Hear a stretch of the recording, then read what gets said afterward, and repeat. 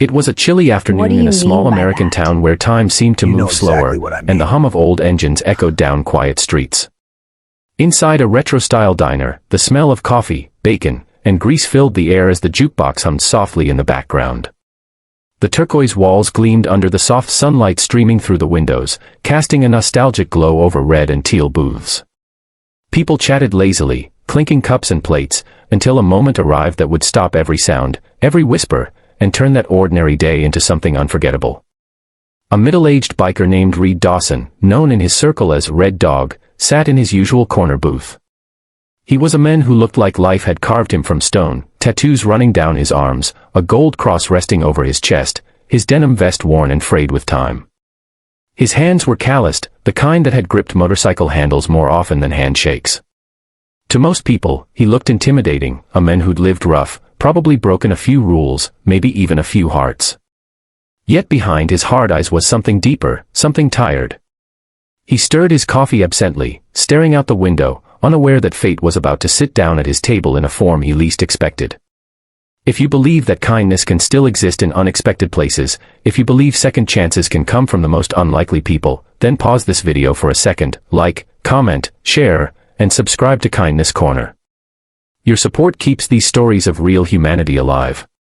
That's when she walked in, or rather, stumbled in. A thin woman, maybe in her late 20s, wearing an old gray sweater that hung loose over her frail body. Her jeans were torn, her shoes mismatched. In her arms, she held a little girl, no older than 3. The child's hair was tangled, her cheeks pale from the cold. The mother's eyes scanned the diner quickly, not for a seat, not for a menu, but for something else, for a sign of mercy. The waitress behind the counter gave her a cautious glance but didn't move. Customers turned their heads briefly before going back to their meals. Only Reed noticed how tightly the woman held her daughter, whispering softly to keep her calm. She walked slowly toward his table, every step weighed down by fear and hesitation. Then, instead of sitting, she lowered herself to her knees beside the table, a gesture that caught the attention of everyone nearby. Her voice trembled as she looked at the plate in front of him. The biker had barely touched his fries and steak, and steam still rose from his coffee cup. Her lips parted slightly, her hand trembling as she pointed toward the food. "Can I take the leftovers, for my daughter?" she whispered. For a heartbeat, no one breathed. The chatter stopped. Even the jukebox's hum felt distant. Reed stared at her, speechless. The child in her lap pressed her face against her mother's chest, clutching the thin fabric of her sweater.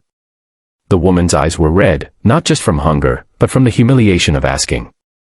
Reed looked down at his plate, then back at her. He could feel something shifting inside him, something he hadn't felt in years, guilt, compassion, maybe both. Reed had been many things in life, a fighter, a wanderer, a man running from mistakes that had once defined him. But at that moment, seeing that woman kneeling on the diner floor, he was reminded of something he'd tried to bury, his own past.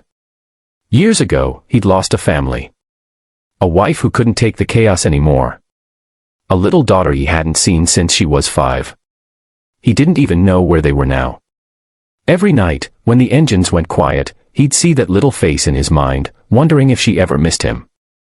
And now, here was this woman, asking for food not for herself, but for her child, the same way his little girl might have needed help once, and he hadn't been there. Without a word, Reed stood up. The woman's eyes widened, thinking she had angered him. Instead, he pushed his plate gently toward her and walked over to the counter. Everyone's gaze followed him as he spoke quietly to the cook, who nodded. Moments later, Reed returned, carrying 2 takeout boxes filled with warm food and a bottle of milk. He knelt down beside the woman, lowering himself to her level, a rough, tattooed biker on his knees in a diner floor, face to face with a mother and child. "This isn't leftovers," he said softly, his voice steady but full of emotion. "This is fresh. And there's more for tomorrow." He placed the boxes in her hands, then reached into his vest pocket and pulled out a small folded bill, enough for a week's worth of meals. The woman's lips quivered. She looked down at the food, then up at him, tears spilling over her cheeks.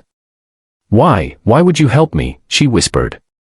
Reed looked at the child nestled against her chest and said quietly, "Because once, I couldn't help mine."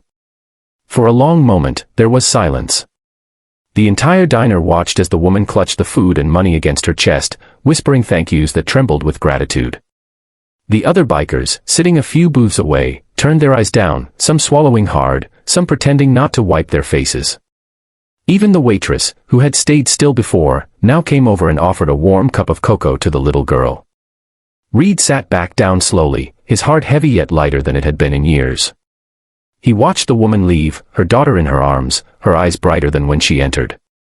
The sound of the diner returned, faint murmurs, clinking dishes, but something had changed. Kindness had filled the room like sunlight breaking through clouds after a storm. He looked out the window again, the reflection of the departing mother faint against the glass. For the first time in a long time, Reed smiled, not the tough biker smirk people were used to, but a quiet, genuine smile of a man who had just found a piece of himself again.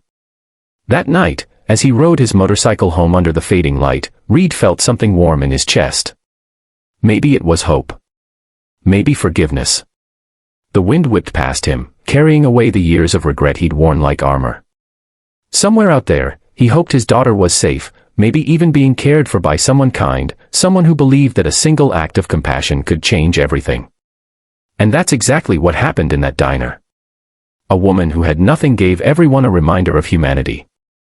And a man who thought he had nothing left to give rediscovered the part of his soul he thought was gone. If this story touched your heart, please take a moment to like, share, and subscribe to Kindness Corner, because sometimes, all it takes is one act of compassion to change a life forever. Before we end, I'd love to hear from you.